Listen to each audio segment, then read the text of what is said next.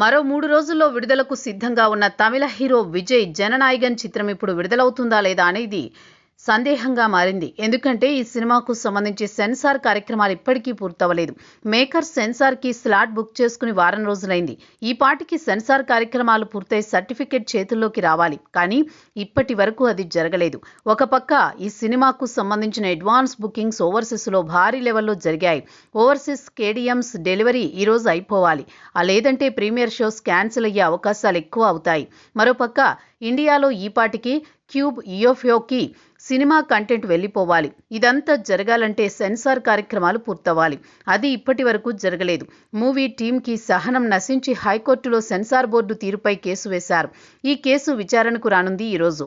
High court నుండి ఎలాంటి response వస్తుందా అని ఆతృతగా ఎదురు చూస్తున్నారు అభిమానులు. విజయ్ ప్రస్తుతం టీవీకే పార్టీని స్థాపించి తమిళనాడు వ్యాప్తంగా సార్వత్రిక ఎన్నికలు జరగనున్న నేపథ్యంలో పోటీలో ఉన్నారు. స్టాలిన్ ప్రభుత్వంపై విజయ్ తన సభల్లో ఏ రేంజ్లో విమర్శలు చేస్తున్నాడో జనాలు చూస్తూనే ఉన్నారు. తమ ప్రభుత్వానికి విజయ్ వ్యతిరేకంగా వస్తున్నాడు కాబట్టి అతని సినిమా సీఎం స్టాలిన్ ఇలా ఇబ్బంది పెడుతున్నాడని, ఆయన కారణంగానే సెన్సార్ బోర్డు ఇప్పటివరకు సినిమాకు సెన్సార్ కార్యక్రమాలు మొదలు పెట్టలేదని విశ్లేషకుల నుండి వినిపిస్తోన్న వాదన.